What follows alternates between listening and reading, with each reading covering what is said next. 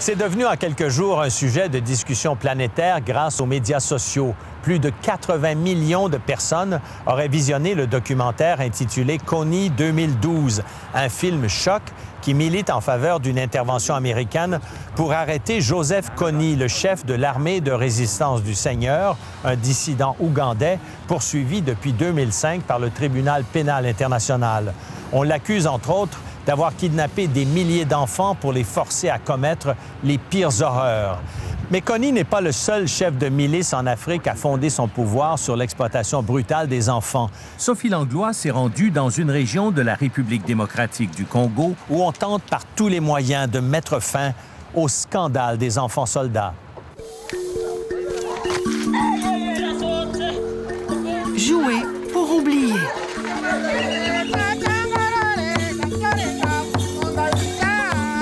Danser pour le plaisir.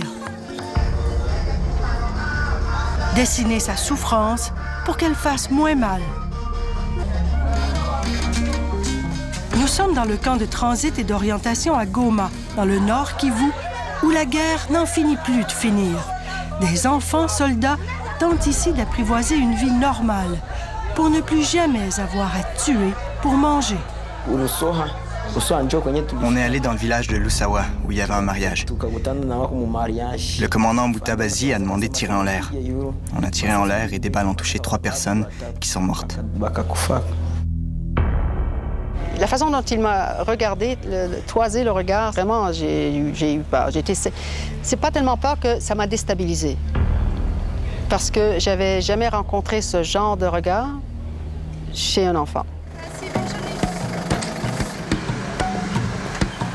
Judith Lavoie travaille pour l'ONU. Sa cause, combattre le recrutement d'enfants soldats en République démocratique du Congo. Elle n'oubliera jamais sa première rencontre, il y a 5 ans, avec un petit guerrier. J'ai vu ce genre de regard chez des adultes. Mais chez un enfant, c'était... Et il avait tellement... C'est comme un adulte dans un enfant. Hein? Il était un criminel de guerre dans un corps d'enfant haut comme ça. C'était ça. La Québécoise vient dans le camp de transit rencontrer des jeunes qui tentent de tourner le dos à leur vie de combattant. Tu peux nous raconter un peu comment ça s'est passé?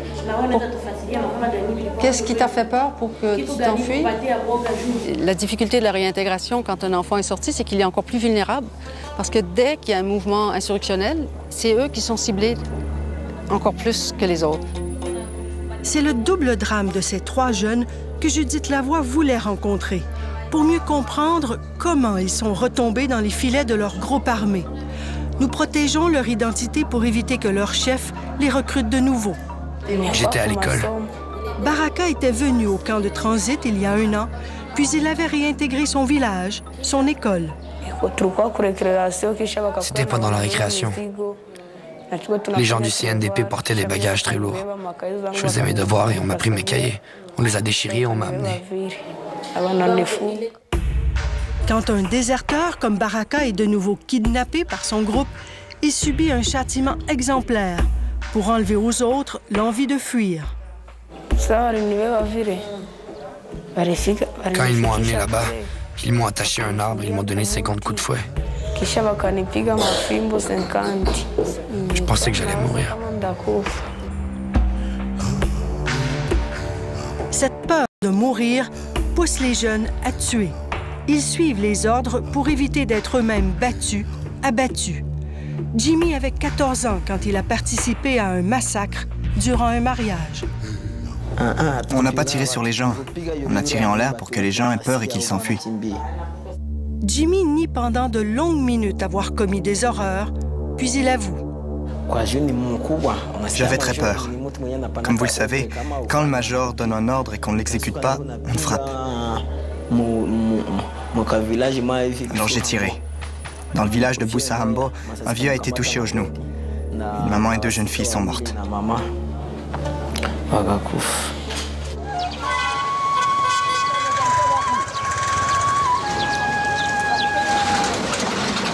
On a quand même réussi à obtenir plusieurs succès, mais c'est un petit succès à la fois.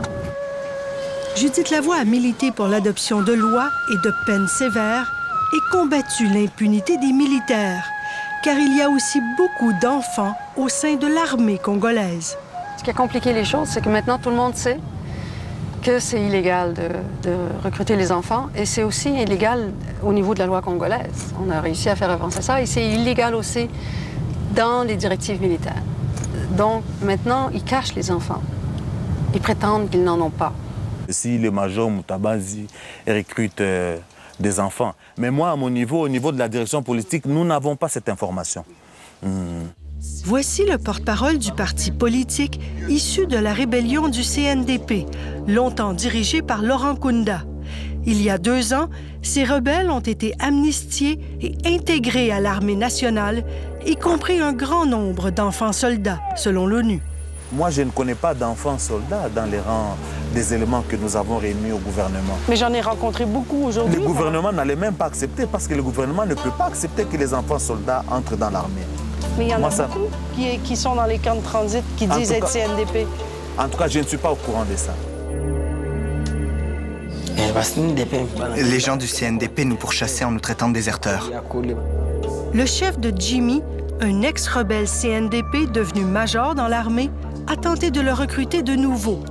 Le jeune a réussi à lui échapper en courant pendant des heures dans la forêt où on l'a traqué pendant 1 mois. J'ai fui dans le bananeraie. On m'a tiré dessus et je me suis enfui.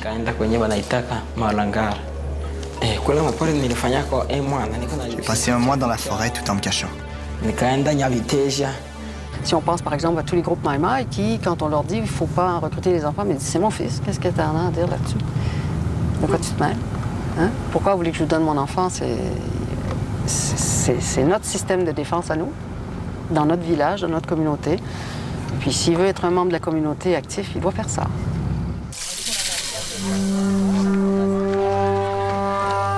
Judith Lavoie croyait réaliser ses objectifs en 2 ans. 5 ans plus tard, elle est toujours là. C'est aujourd'hui la chef du service de la protection de l'enfant au sein de la mission de l'ONU. Est-ce que vous vous sentez impuissante parfois?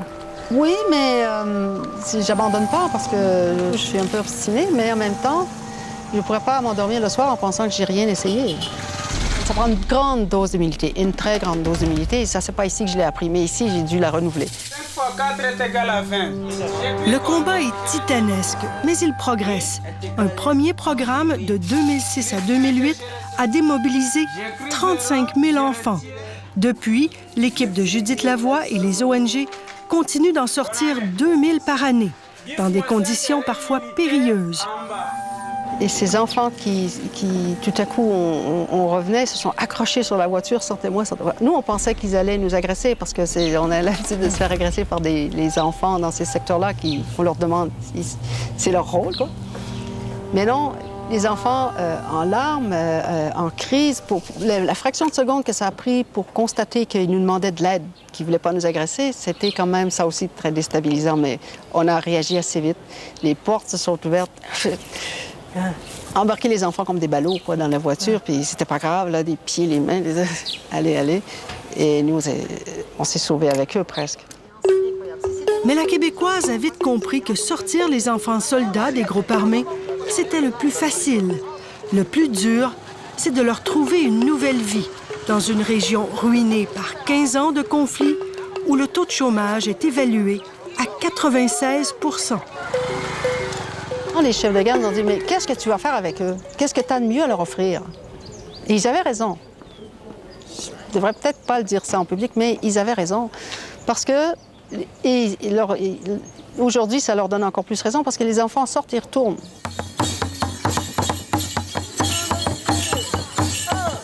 Comme tous les humanitaires, Judith Lavoie s'accroche aux réussites, en se disant que des milliers d'enfants qui ont été désarmés et scolarisés ont maintenant d'autres ambitions que celle de tuer. Je veux devenir instituteur. Baraka ne retournera pas dans son village, où il risque d'être de nouveau recruté. Il va aller vivre chez des tantes, où il espère étudier pour devenir enseignant. L'enseignant, c'est quelqu'un de bon et de bien. On lui fait pas faire des corvées. L'enseignant, c'est une personne importante. On ne pourra jamais savoir vraiment l'impact de ce qu'on a fait dans une vie d'humanitaire.